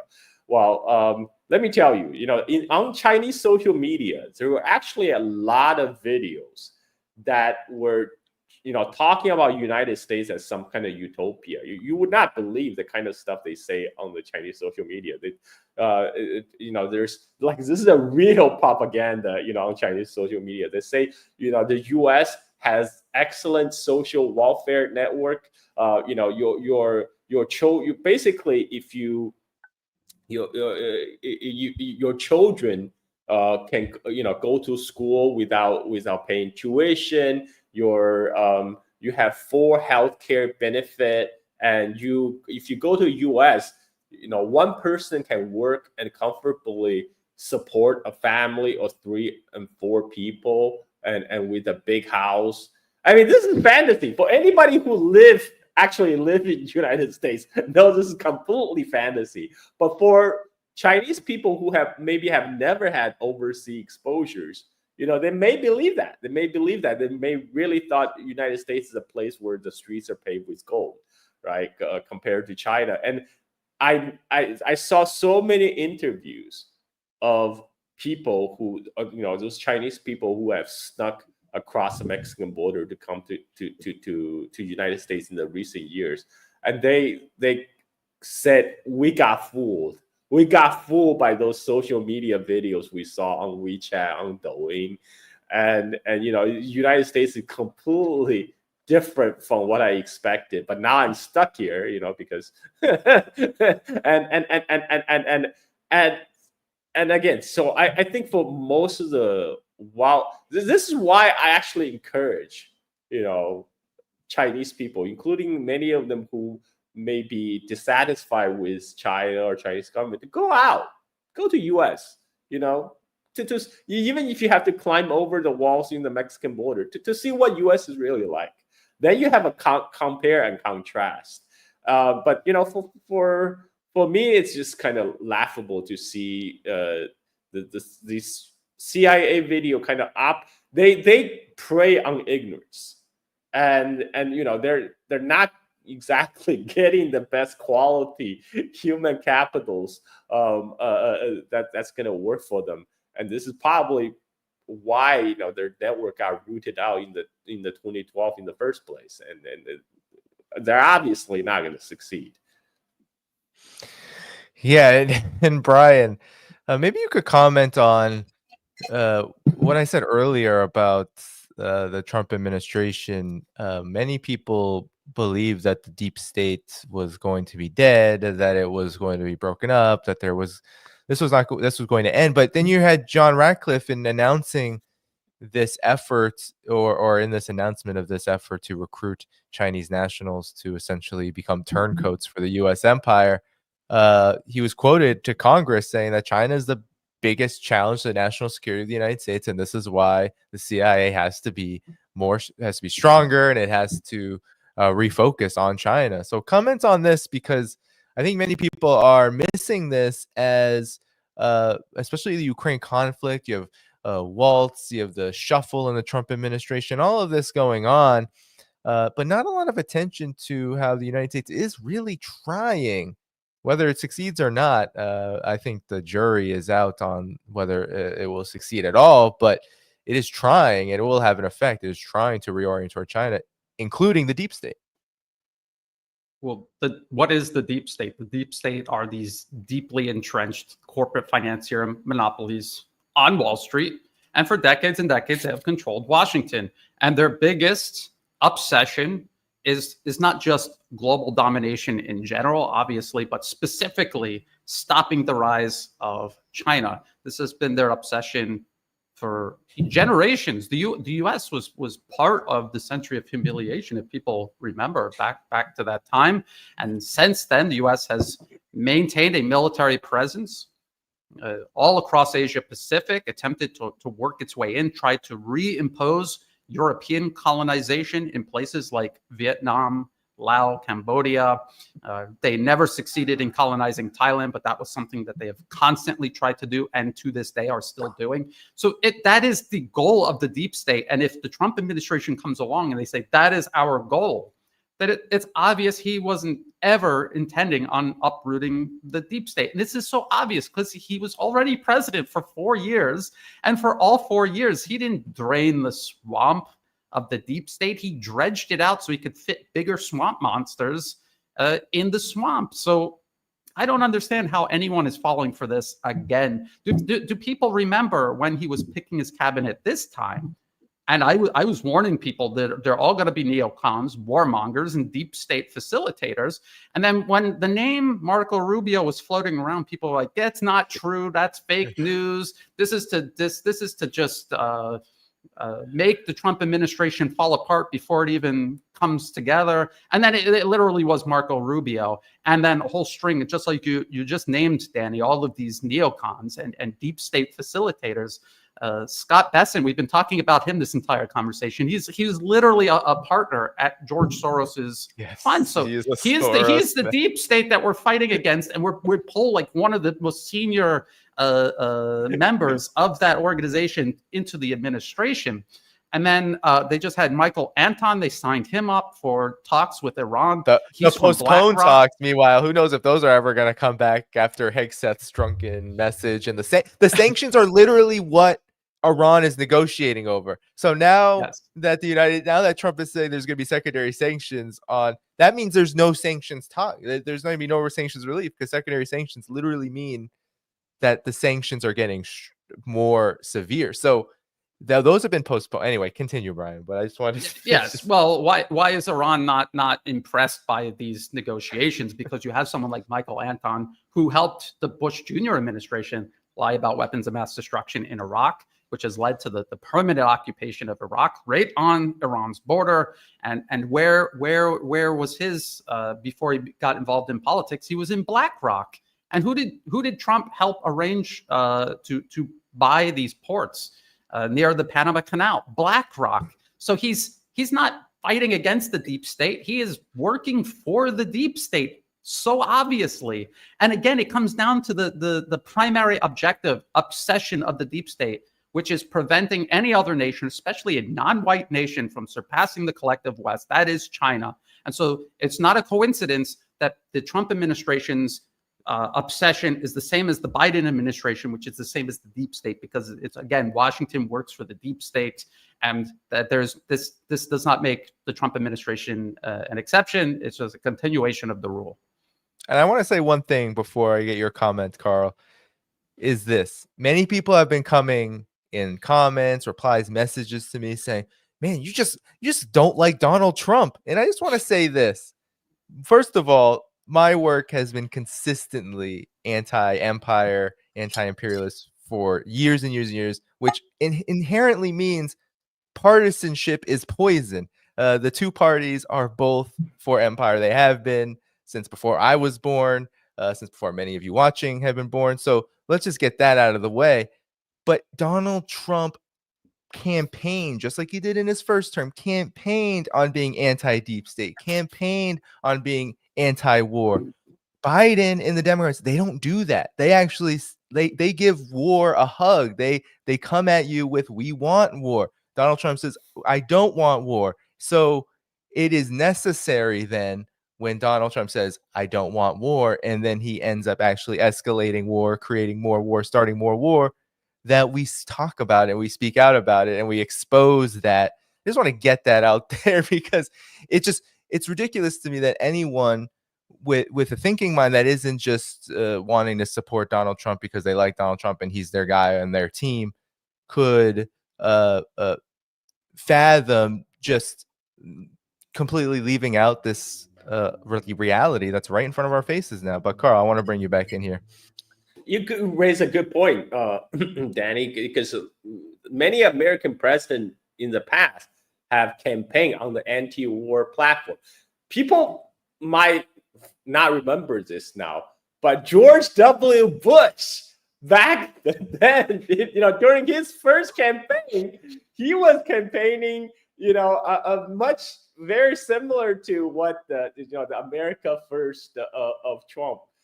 He was campaigning on focusing on United States, less foreign intervention. Well, guess what happened on his turn? And then you have Obama. Obama also campaigned to be the anti-war candidate. He was the anti-war candidate, right? That's how he positioned why you should chose me over Hillary in the primary. Well, guess what he did when he became the president? He made Hillary Clinton the Secretary of the State, and he carried out. He just made the war more covert and more proxy war. He did the whole Libya thing, the Syria thing, and he also initiated the U.S. intervention in the Yemen civil war, which went back to 2014, and so that was when U.S. first started to directly involving a proxy war in Yemen, more than 10 years ago under Obama. And Trump, and also Trump also campaigned on anti-imperialism, anti-war, because he knew that would get him votes. He ride on the popular discontent with the Biden administration's interventionist policy. And of course, once he's in power, he does exactly the same. He's escalated just in the different places, right? And I'm surprised why anybody would expect this will be any different. And I have always said, U.S. government is of the oligarchs, by the oligarchs, for the oligarchs. When you're when you go to election, you are just electing a different set of the oligarchs. Right now, with the Trump administration, we have the finance bro and the tech bro from Silicon Valley are fully entrenched in power. All these venture capitalists from, I wouldn't even call them tech bros, because a lot of them are they're just venture capitalists. They're just the ones who provide the funds for the tech startup. So it's a just different set of the elites that's running the show now. And they're still part of the 1%. They're just a different group, a revolving door of a different group of people. And like Brian pointed out, Scott Bison. A lot of these Trump supporters like, oh yeah, we're gonna get the globalist elite, the Soros-funded globalist elite out of power. Look at Scott Bison, the Treasury Secretary. He literally works for the he was the lieutenant of George Soros, the Soros Fund, and I think one of the obsession Bison actually have with China is back in 1990. So Bison is the one who many people might know this or may not. The George Soros, they were behind attack on the pound sterling that broke the Bank of England, right? So that was Scott Bison was known for. But so they tried to do the same in 1997 during the Asian financial crisis by attacking Hong Kong dollar. They also attacked other Asian currencies, but they went after the Hong Kong dollar in a big way. And this was just after the Chinese handover. So the Chinese government came in and said, you know what? We are the new landlord of Hong Kong, and we're not going to allow you to do that. So they defended the Hong Kong dollar, and George Soros Fund lost shit tons of money over that trade. And I don't think they ever forgave China for that. And so this is like this is a personal grudge people like Scott Bison have toward China. Now they get an opportunity to play the country as he would play a hedge fund, right? Which just betting all over. Instead of playing with the money of the retirees, the teacher and doctors, now he's playing with the fortune of all 336 million Americans. Great stuff. Well, quickly, I just want to pull up a few audience questions before we head out of here. Here is one. A light question: is the Democratic West all led by anger management deficient proto-humans who lust for power and wealth at all costs? Yet we can recall World War I, where the rulers went insane. I guess, Brian, I'll let you take that. You're muted. Hold on. You're still muted. I'm sorry. I muted myself and then I forgot to unmute. So anyway, yes, no. Essentially, yes. That's what it is. These are people who Yes, they're greedy, they're selfish. In many ways, they're short-sighted. Even though they do devise policy that spans many years, a lot of people think that it goes the U.S. plans by election cycle. Not really, because if the deep state is running things and they're working through these think tanks, then it's the policy papers and the think tanks actually driving policy, not these elected representatives, if you even want to call them that. And that's why a policy paper like the 2009 Which Path to Persia from the Brookings Institution, if you read it then, it reads as if it was written yesterday. It still applies because that is the playbook that they're using. The other problem that they have is that they are utterly convinced that they are superior. If you were born or raised in the West, I'm sure both of you have experience with this. Why? Let's just be honest. There's a lot of white Americans out there who think the white people in general, white Christians, are superior. They have the ultimate pinnacle of human civilization, and they're not just able to rule over the rest of the world. They are ordained to do so. And this is something that goes all the way back to the British Empire, this idea that has infected minds for centuries and centuries. It was part of manifest destiny. This was specifically an American ideology, and it persists to this day. They honestly believe, and you'll read the policy papers, they're talking about how all of America's shipbuilding facilities could fit inside the dark corner in just one of many shipyards. And yet still, at the ultimate conclusion that they make is, we're America, we can innovate our way out of this, and we could get back on top. And China doesn't matter that they have 5 times more people, a huge industrial base, millions more STEM graduates every single year. Doesn't matter. We're superior, and we can do it. This is their mindset. And so to answer the question, yes, it actually goes much deeper, and it's darker than even that. If you talk to the people who are brainwashed and a product of like the runoff of this from top to bottom, you can see how deeply rooted it is. And it doesn't matter what you show a lot of brainwashed Americans regarding the current state of China. They're still convinced that it doesn't matter. I don't care what the truth is. China cannot be allowed to rise above us. Yeah, and I want to let me just pull up this question. Carl, you can definitely answer that one too. But have you all seen the Chinese TV show? I have not, about the Great Northwest, about Xi's dad and the Communist Revolution. What do you think? So you can answer both questions, Carl. But I just want to say this with regard to what you were saying, Brian. It's like what you're talking about is just, I think it's just the pinnacle of the problem. It hits right at the problem. It's that if you read these policy papers that you talk about, Brian, I've read a few of them, and oftentimes it has not only that ideological bent, but usually there's this aim to essentially turn all these countries into what they want, a vassal state. They want all the markets. If you read any policy paper about China, it's always about, how do we get this government to stop regulating its markets so we can control the entire market? Essentially, we want to control China. That's what these American policy papers, these think tanks, they're always talking about. Control China, control the whole entire country. It doesn't even work anymore. The United States has not been even good at this with smaller and weaker countries. It just destroys them, destabilizes them, chaos. Look at Libya. There's no controlling that market for the United States, but that is what they opt for, and they always talk about. And yes, that's centuries old. That is about imposing a massive exploitative apparatus onto the world in order to siphon off big profits for the Black Rocks of the world. But Carl, the question about the TV show, any comments you have on the prior question? Well, I was just going to follow up on Brian's point about how racism plays a part in this kind of mentality.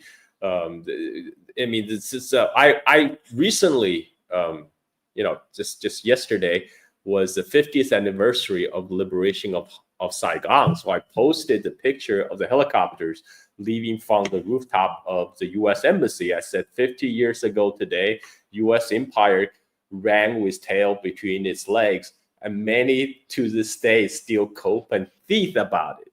It's very simple, matter-of-fact statement.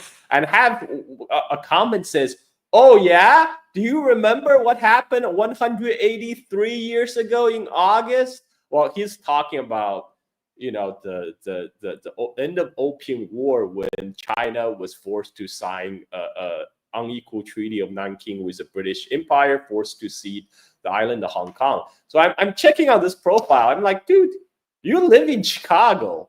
Like, Opium War wasn't, like, U.S. wasn't even a participant in the Opium War. Why would you identify with the British Empire? Like pushing drugs on the Chinese. If the only thing I can think of is she somehow like racially identify with the fellow Anglo Empire imposing the will on the Asiatics, right? And I in reply, I said I reposted the news about the U.S. F-18 falling into the Red Sea. I'm like, bro, this just happened yesterday, dude. This was just announced yesterday. What are you talking about? Why are you talking about something happened 183 years ago? But yeah, the mentality of kind of the American supremacist mentality is definitely based on the unwilling acceptance of the fact.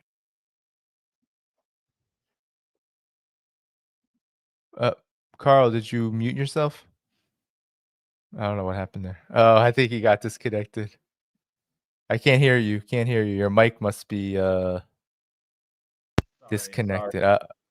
Can you hear me now? Yes. Can yes. you hear me? You pulled the plug on yourself.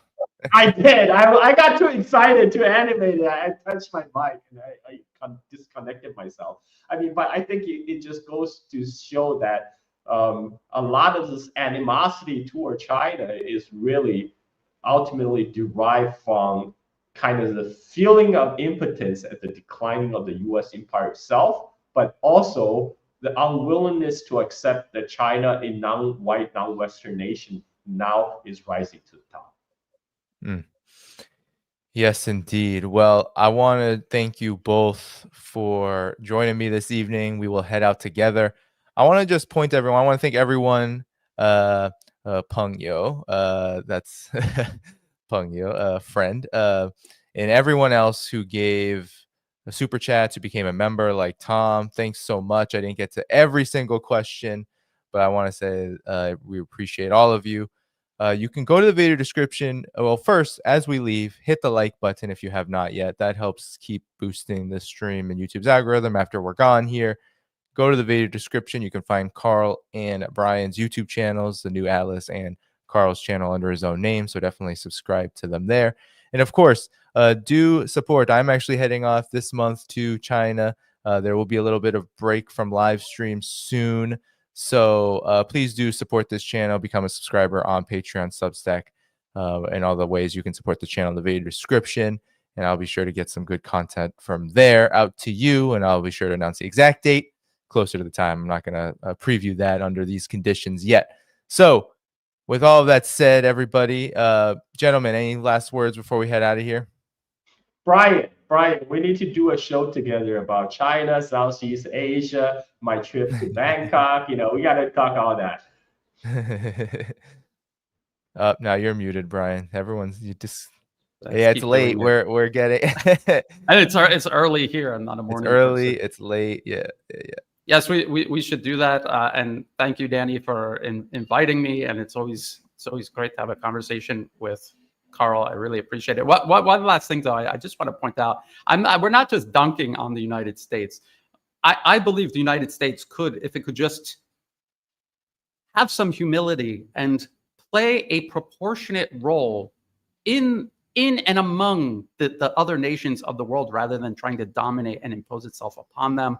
It could enjoy all of the things that we here have in Asia. We have all of these things in Asia. We have affordable housing. Everything is so cheap. Chinese manufacturing, it's almost like they're giving it away for free. Healthcare, housing, transportation, everything. Thailand is going to have a high-speed rail line before the U.S. ever has a high-speed rail line. America doesn't have to suffer like this. All they have to do is get past this supremacist mentality, have some humility, work together with the rest of the world rather than trying to dominate it. And it could happen. It can happen, and I think it will take people being in command, not, as you say, profit, Brian, not the warmongers, the elites that are taking us into the abyss. But with all that said, everybody, we will be back on Sunday. I'll be sure to announce who the guests are. Wink, wink. It's Ben Norton and KJ No. So it'll be a great conversation. With all of that said, stay tuned for that. Clips coming up. Good night. Go to the video description, hit that like button, and we'll see you all again soon. Bye-bye.